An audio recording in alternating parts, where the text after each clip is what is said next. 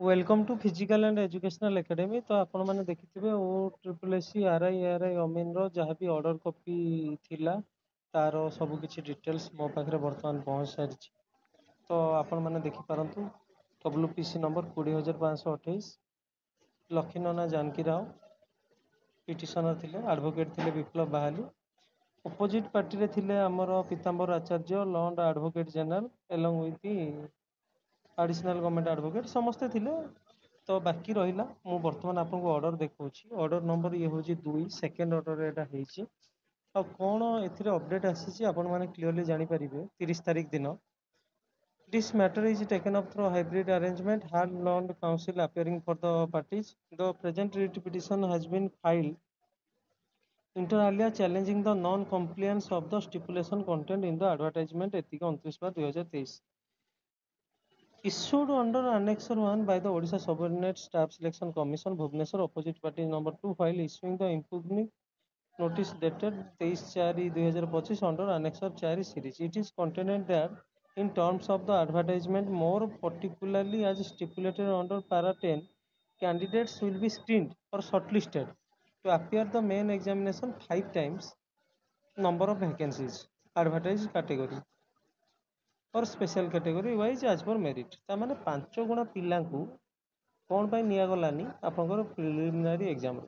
ତ ଏଇଟା ଉପରେ ଏଇଟା କେସ୍ଟା ହେଇଥିଲା। ଯେଉଁ ପ୍ରିଲିମିନାରୀ ଏକ୍ଜାମ ହେଇଥିଲା ସେଥିରେ କ'ଣ ପାଇଁ ସବୁ ପିଲାଙ୍କୁ ନିଆଗଲା, 2,85,000 ପିଲାଙ୍କୁ ନିଆଗଲା, କ'ଣ ପାଇଁ କେବଳ 12,000 ପିଲାଙ୍କୁ ନିଆଗଲାନି, ତା ଉପରେ ଏଇ କେସ୍ଟା ଥିଲା। It is contended by the Land Council appearing for the petitioner that in the advertisement in question 2,895 posts were advertised and accordingly 5 times of the candidates should have been shortlisted to take the main exam। ମାନେ 2895 into 5 ଆପଣ କରିଦିଅନ୍ତୁ, ଯାହା ବି ରହିଲା ସେତିକି ପିଲାଙ୍କୁ ଆପଣଙ୍କର ନେବାର ଥିଲା, 13,000 14,000 ପିଲାଙ୍କୁ।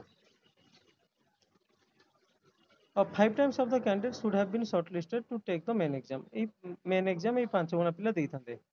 But while publishing the impugned notice dated ଏତିକି under Annexure 4 series, it has been indicated that all the candidates who have appeared the preliminary exam 20 September ରୁ 8 October are allowed to appear the main examination। It is ମାନେ କିଏ କୁହନ୍ତି ଯେଉଁମାନେ main exam prelim ଦେଇନାହାନ୍ତି ସେମାନେ case କଲେ, ଏଇଟା ଭୁଲ କଥା। ଏଇଟା ଆକ୍ଚୁଆଲି କେସ୍ କରିଛନ୍ତି ସେଇ ପିଲାମାନେ ଯେଉଁମାନେ ପ୍ରିଲିମ୍ ଏକ୍ଜାମ ଦେଇଥିଲେ ଆଉ ସେମାନଙ୍କର ଚ୍ୟାଲେଞ୍ଜ ଥିଲା କି ଆମର ମେନ୍ ପାଇଁ 5 ଗୁଣା ସିଲେକ୍ସନ୍ କରାଯାଉ।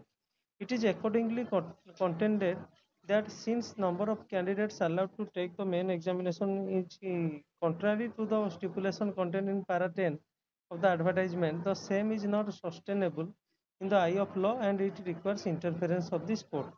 Mr. Pitambara Acharya ତାପରେ ଏଜି ଏଠି ସବମିଶନ ଦେଇଛନ୍ତି। Learned advocate general appearing along with Mr.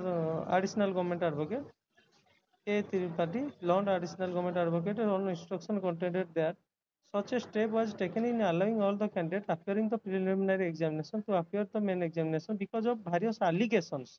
ଏଠି ଦେଖନ୍ତୁ କ୍ଲିଅରଲି ଏଠି ଲେଖାଯାଇଛି ଯେଉଁ ଏଜୁକେସନାଲ ଇନଷ୍ଟିଟ୍ୟୁସନ ମାନେ ଆପଣଙ୍କୁ କହୁଛନ୍ତି ଯେ କ'ଣ ପାଇଁ ହେଲା କାହିଁକି ହେଲା, ଏଠି ପୁରା କ୍ଲିଅରଲି ଗଭର୍ଣ୍ଣମେଣ୍ଟ ଆଡଭୋକେଟ୍ ଆଉ ତା ସହିତ ପୀତାମ୍ବର ଆଚାର୍ଯ୍ୟ କହିଦେଇଛନ୍ତି because of various allegations preliminary examination re to appear the main examination because of various allegations of malpractice made with regard to the recruitment process undertaken by the commission। ମାନେ preliminary exam ରେ ବହୁତ ପ୍ରକାର malpractice ହେଇଛି, government କହୁଛି ଏଇଟା ନିଜେ। ତ ଏଥିରୁ ଆପଣମାନେ ଜାଣିଥିବେ ଯେ କେତେ ବଡ଼ ଧରଣର ପ୍ରିଲିମିନାରୀ ଏକ୍ଜାମରେ କରପସନ୍ ହେଇଥିଲା।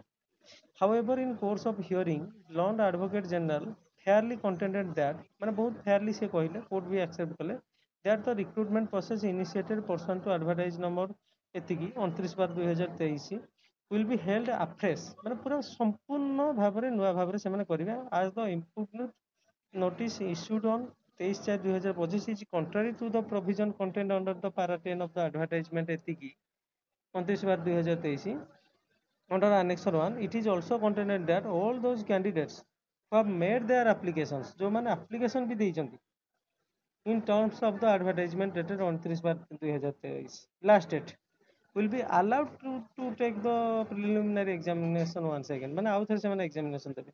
It is also contained that the commission will issue necessary corrigendum in that regard within a period of 2 weeks hence। ମାନେ 15 ଦିନ ଭିତରେ ସେମାନେ କହିଦେବେ କି ଏକ୍ଜାମ କୋଉ ମନ୍ଥ କ'ଣ ଏକ୍ଜାମିନେସନ୍ କେବେ ହେବ ପ୍ରିଲିମିନାରୀ ଏକ୍ଜାମ୍ ସେଇଟା ବି ସେମାନେ ଇଏ କରିଦେବେ, ଡିକ୍ଲେୟାର କରିଦେବେ। In view of the submission made by the learned advocate general, learned counsel appearing for the petitioner does not intend to press the writ petition any further, ମାନେ ଆଉ ସିଏ ଚାହୁଁନାହାନ୍ତି କି ଆଉ ଫର୍ଦର ସେ କିଛି ପ୍ରୋସିଡ଼ିଂ କରିବା ପାଇଁ। However, the commission is directed to issue necessary corrigendum within a period of 2 weeks, hence and start the process of recruitment pursuant to the Annexure 1 from the stage of conducting the preliminary examination by allowing all those candidates who have made their applications pursuant to Annexure 1 to take the preliminary examination. Accordingly, the writ petition stands disposed of with the aforesaid observation and direction। Biraja ପ୍ରସାଦ ଶତପଥୀ ଥିଲେ honourable justice. ଆଉ ଇଏ ରହିଛି ତାର copy. ତ ଏତିକି ଥିଲା ତାର update. ତ ଏବେ ମୁଁ ଖାଲି ଗୋଟେ କଥା କହିବାକୁ ଚାହୁଁଛି, ତ ଆପଣମାନେ ଏଇ ଅର୍ଡ଼ର ସିଟ୍ରୁ ହିଁ ଜାଣିପାରୁଥିବେ କି ପ୍ରିଲିମିନାରୀ ଏକ୍ଜାମ୍ ଯେତେବେଳେ ପିଲାମାନେ ସମସ୍ତେ ଡିମାଣ୍ଡ କରୁଥିଲେ ସେତେବେଳେ ଯେ କରପ୍ସନ୍ ଫ୍ରି ଏକ୍ଜାମ୍ କରିବା ପାଇଁ ଆଉ ପ୍ରିଲିମିନାରୀ ଏକ୍ଜାମ୍କୁ କ୍ୟାନସଲ୍ କରିବା ପାଇଁ, ଇଭିନ୍ ମୁଁ ବି ସେତେବେଳେ ବହୁତ ଡିମାଣ୍ଡ କରିଛି। ମାସେ ପାଖାପାଖି ଭୁବନେଶ୍ୱରରେ ମୁଁ ରହିକି ପିଲାମାନଙ୍କୁ ସପୋର୍ଟ କରିଥିଲି ଯେତିକି ମୋ ଦ୍ୱାରା ହେଇପାରିବ। ତ ସେତେବେଳେ ହିଁ ଗଭର୍ଣ୍ଣମେଣ୍ଟ ଯଦି ଏଇ ଜିନିଷଟାକୁ ଆକ୍ସେପ୍ଟ କରିଦେଇଥାନ୍ତେ ତ ଆଜି ଏଇ ପ୍ରକାର ପରିସ୍ଥିତି ହେଇନଥାନ୍ତା। ବହୁତ ପ୍ରକାରର ମାନେ ଇଜିଲି ଏଇ କେସ୍ଟା ସର୍ଟ ଆଉଟ୍ ହେଇଯାଇଥାନ୍ତା। କିନ୍ତୁ ସେତେବେଳେ ମୁଁ ଜାଣିନି କ'ଣ ରିଜିନ୍ ଥିଲା, କିନ୍ତୁ ବହୁତ ମାନେ ଗଭର୍ଣ୍ଣମେଣ୍ଟ ଲେବୁଲରେ କ'ଣ ବୋଧେ ତାର ଇନକ୍ୱାରି ହେଲା ନା କ'ଣ ହେଲା, ମୁଁ ସେଇଟା ତ ସମୟ ମାନେ ଖାଲି ଗୋଟେ ଟାଇପ୍ର ପାସ୍ କଲା ଭଳିଆ କଥା ହେଇଗଲା। କିନ୍ତୁ ବର୍ତ୍ତମାନ ଗଭର୍ଣ୍ଣମେଣ୍ଟକୁ ସେଇଟା ଫିଲ୍ ହେଲା ଯେ ପରୀକ୍ଷାରେ ଅନିୟମିତତା ହେଉଛି। କେବଳ ଏଇ ପରୀକ୍ଷା ନୁହଁ, ୟା ପୂର୍ବରୁ ଘଟିଥିବା ଓଡ଼ିଶା ପୋଲିସ ଏସ୍ଆଇ ଯେଉଁଟା 2018-19ରେ ହେଇଥିଲା, ସେଥିରେ ବି କରପ୍ସନ୍ ହେଇଥିଲା। ଏସବୁ ପରୀକ୍ଷାରେ କରପ୍ସନ୍ ହେଇଥିଲା। ଯେଉଁଟା ଆମର ଗୋଟେ ଗଲା ଜୁନିୟର ଇଞ୍ଜିନିୟର ଯେଉଁଟା ମାନେ ଧରା ପଡ଼ିଲେ ପିଲାମାନେ ବାଲେଶ୍ୱରରୁ ଏସ୍ପି ମ୍ୟାଡ଼ାମ୍ ଧରିଲେ, ସେଥିରେ କରପ୍ସନ୍ ହେଇଛି। ଜୁନିୟର ଟିଚର ଏକ୍ଜାମ୍ରେ ବି କରପ୍ସନ୍ର ଆଲିଗେସନ୍ ଆସିଛି। ତ ଏମିତି ଆପଣମାନେ ଦେଖିପାରୁଥିବେ ଏ ସବୁ ପରୀକ୍ଷା ଗୋଟେ କରପ୍ସନ୍ ଭିତରକୁ ପଳେଇ ଯାଇଥିଲା। ତ ସେତେବେଳର ଯିଏ ବି ସରକାର ଥିଲେ, ବିଜେଡ଼ି ଗଭର୍ଣ୍ଣମେଣ୍ଟ ଥିଲେ, ତାଙ୍କ ପାଖକୁ ବହୁତ ଥର ବି ପିଲାମାନେ କମ୍ପ୍ଲେନ୍ ନେଇକି ଯାଉଥିଲେ। କିନ୍ତୁ ୟୁଟ୍ୟୁବର ମାନେ ସେତେବେଳେ ଭଏସ୍ ଏତେ ମାତ୍ରାରେ ଉଠେଇ ନାହାନ୍ତି, କିମ୍ବା ଉଠେଇଥିଲେ ବି ସେଇ ମାତ୍ରାରେ ହେଇନଥିଲା। କିନ୍ତୁ ଏଇ ଆର୍ଆଇ ଏକ୍ଜାମ୍କୁ ନେଇକି ବହୁତ ପିଲା ବି ଆଗକୁ ଆସିଥିଲେ ଏକ୍ଜାମିନେସନ୍ କ୍ୟାନସଲ୍ କରିବା ପାଇଁ। ତ ଫାଇନାଲି ଯାହା ହଉ କୋର୍ଟ ଦ୍ୱାରା ହଉ ପଛେ ଏ ଏକ୍ଜାମ୍କୁ କ୍ୟାନସଲ୍ କରାଯାଇଛି। କ'ଣ ପାଇଁ ନା ସେ ଏକ୍ଜାମ୍ର ହିଁ କୌଣସି ପ୍ରକାର ଭ୍ୟାଲ୍ୟୁ ନଥିଲା।